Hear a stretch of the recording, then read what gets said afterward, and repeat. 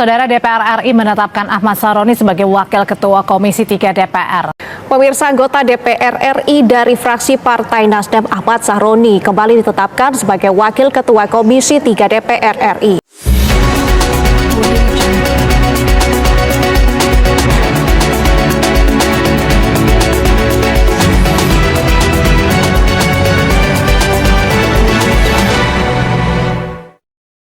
Selamat datang pemirsa, kembali lagi bersama saya di channel berita ini. Dinamika politik di Senayan kembali memanas. Nama yang sempat tersandung sanksi etik, kini kembali duduk di kursi strategis yang membidangi hukum dan penegakan aturan di negeri ini. Ya, Ahmad Sahroni resmi kembali menjabat sebagai Wakil Ketua Komisi Terbaik DPR RI. Langkah ini langsung menyita perhatian publik. Mengapa? Karena komisi terpilih bukan komisi biasa. Komisi ini membidangi hukum, hak asasi manusia, hingga keamanan, 3 sektor yang menjadi wajah penegakan keadilan di Indonesia. Penunjukan ini terjadi setelah fraksi Partai Nasdem mengirimkan surat resmi kepada pimpinan DPR. Wakil Ketua DPR, Sufmi Dasko Ahmad, dalam rapat komisi tertinggi pada Kamis, 19 Februari 2026, membacakan bahwa pimpinan DPR telah menerima surat fraksi Nasdem, nomor F Nasdem, seri 7, DPR, RI Studio BE 2026 tertanggal 12 Februari 2026 terkait pergantian pimpinan di Komisi Tertinggi.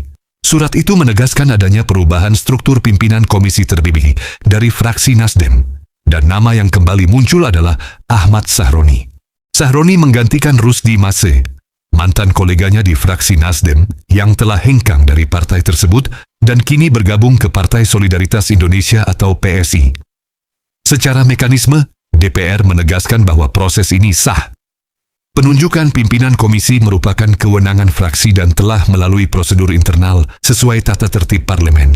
Artinya, secara administratif tidak ada pelanggaran.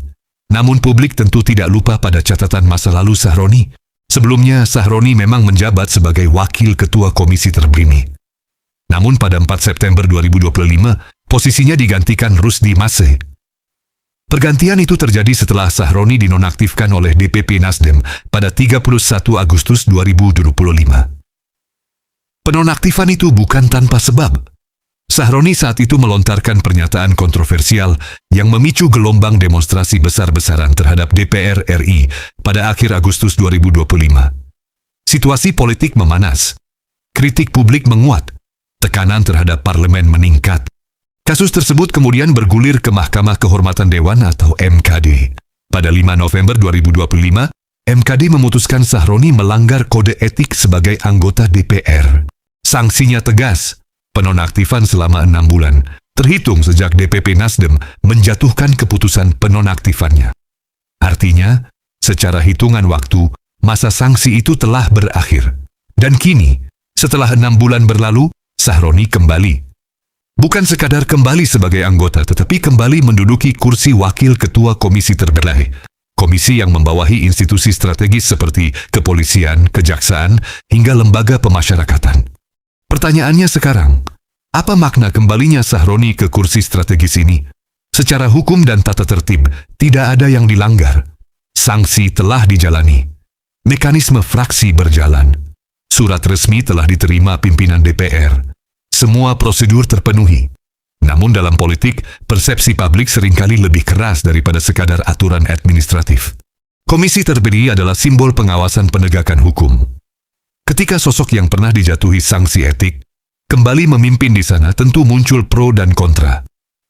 Sebagian pihak menilai ini sebagai bentuk konsistensi fraksi terhadap kadernya. Bahwa setelah menjalani hukuman seseorang berhak kembali menjalankan tugasnya. Namun di sisi lain ada juga yang mempertanyakan sensitivitas politik dari keputusan ini.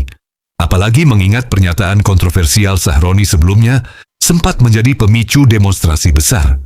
Publik tentu berharap komisi terpilih mampu menjadi garda terdepan dalam mengawasi aparat penegak hukum, memastikan transparansi, serta menjaga integritas sistem hukum nasional.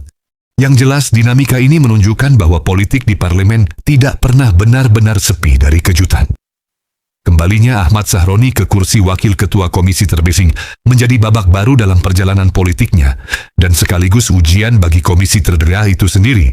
kita akan terus mengawal bagaimana langkah-langkah yang diambil ke depan, bagaimana sikap Komisi Terada dalam isu-isu hukum strategis, dan bagaimana respons publik terhadap kepemimpinan yang kembali ini.